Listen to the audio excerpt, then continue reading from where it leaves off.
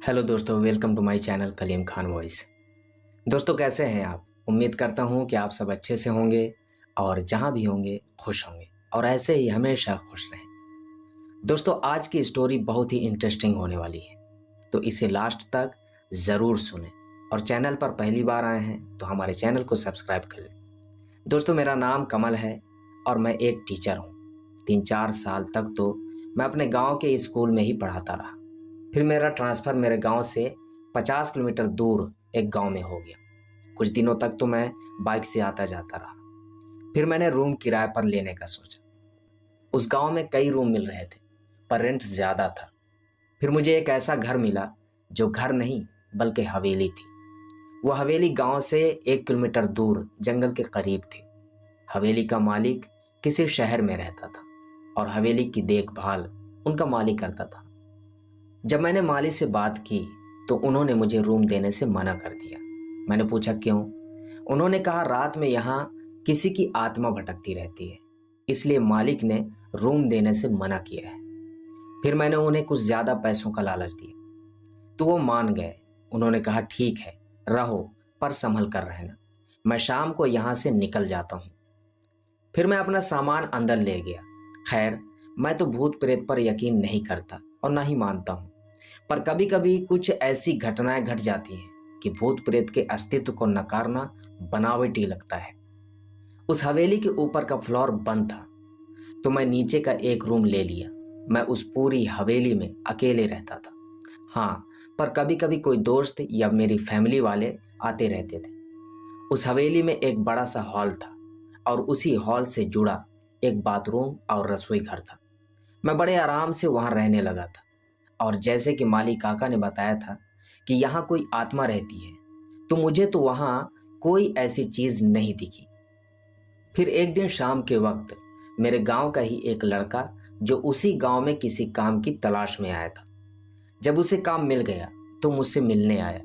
मैंने उससे कहा कि आज तुम यहीं रुक जाओ और सुबह यहीं से अपने काम पर चले जाना, पर वो बोला कि मेरा काम सुबह 7 बजे से लग जाता है, इसलिए मुझे 5 बजे जगना पड़ेगा और आप तो 7-8 बजे तक सोए रहते हैं, तो कहीं मैं भी सोया रह गया तो मेरा काम नहीं हो पाएगा।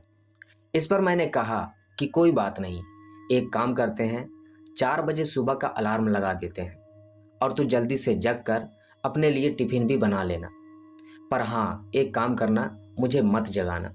इसके बाद वो रहने को तैयार हो गया। रात को खा पी कर तकरीबन 11:30 तक हम लोग सो गए। हम दोनों हॉल में ही सोए थे। मैं खाट पर सोया था और वो लड़का तकरीबन मेरे से 2 मीटर की दूरी पर चटाई बिछाकर नीचे ही सो गया था। एक बात और, रात को सोते वक्त भी मैं हॉल में 0 वाट का बल्ब जला कर रखता था। अचानक लगभग रात के 2 बजे मेरी नींद खुली। लेटे लेटे ही मेरी नज़र किचन के दरवाजे की तरफ चली गई। मैं क्या देखता हूँ कि एक आदमी किचन का दरवाज़ा खोलकर अंदर गया और मैं कुछ बोलूं उससे पहले ही फिर से किचन का दरवाज़ा धीरे धीरे बंद हो गया। मुझे इसमें कोई हैरानी नहीं हुई क्योंकि मुझे पता था कि गांव वाला लड़का ड्यूटी के लिए लेट ना हो जाए, इस चक्कर में जल्दी जग गया होगा। बिना गांव वाले बच्चे की तरफ देखे ही ये सब बातें मेरे दिमाग में उठ रही थी। पर फिर से अचानक किचन का दरवाज़ा खुला और उसमें से एक आदमी निकलकर बाथरूम में घुसा और फिर से बाथरूम का दरवाज़ा बंद हो गया।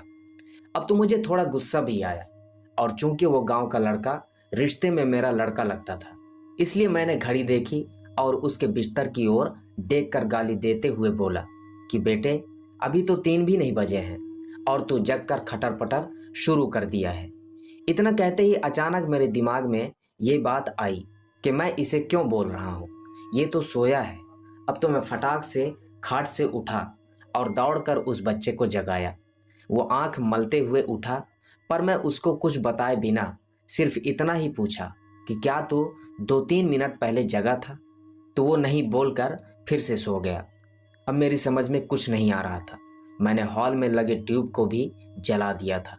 अब पूरे हॉल में रोशनी थी और मेरी नजरें अब कभी बाथरूम के दरवाजे पर तो कभी किचन के दरवाजे पर थी, पर किचन और बाथरूम के दरवाजे अब पूरी तरह से बंद थे। अब मैं हिम्मत करके उठा और धीरे से जाकर बाथरूम का दरवाज़ा खोला। बाथरूम छोटा था और उसमें कोई नहीं दिखा। इसके बाद मैं किचन का दरवाज़ा खोला और उसमें भी लगे बल्ब को जला दिया, पर वहाँ भी कोई नहीं था। अब मैं क्या करता? नींद भी एकदम से उड़ चुकी थी। इस घटना का जिक्र मैंने किसी से नहीं किया। मुझे लगा ये मेरा वहम भी हो सकता था, और अगर किसी को बताऊंगा तो कोई मेरे रूम में भी शायद आने में डरने लगे। इस घटना को बीते लगभग 1 महीने हो गए थे और रात को फिर कभी मुझे ऐसा अनुभव नहीं हुआ। एक दिन मेरे गांव के 2 लोग हमारे पास आए। उनमें से एक को विदेश जाना था और दूसरा उनको छोड़ने आया था। वे लोग रात को मेरे यहाँ ही रुके थे और उस रात मैं अपने एक रिश्तेदार से मिलने चला गया था और रात को वापस नहीं आया।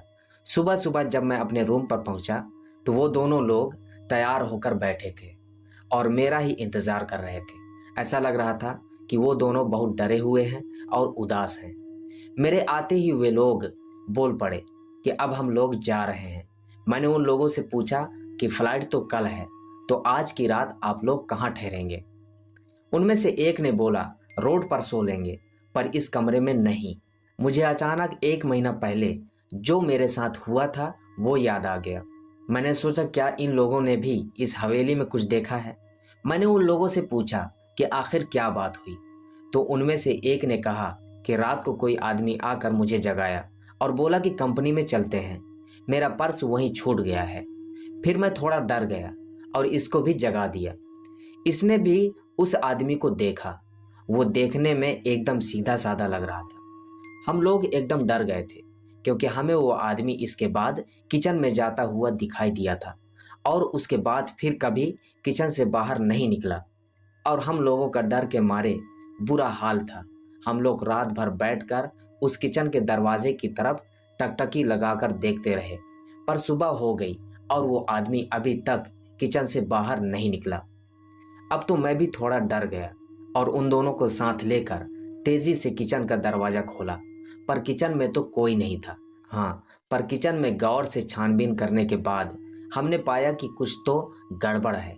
जी हाँ, दरअसल फ्रिज खोलने के बाद हमने देखा कि फ्रिज में एक भी खाने का सामान नहीं था, जबकि फ्रिज हमेशा खाने पीने के सामान से भरा रहता था और इसके साथ ही किचन में एक अजीब सी गंध फैली हुई थी। खैर, पता नहीं ये हम लोगों का वहम था या असल में कोई आत्मा हमारे रूम में आई थी। मैंने इससे छुटकारा पाने के लिए उस हवेली को ही छोड़ दिया और गांव में एक रूम ले लिया।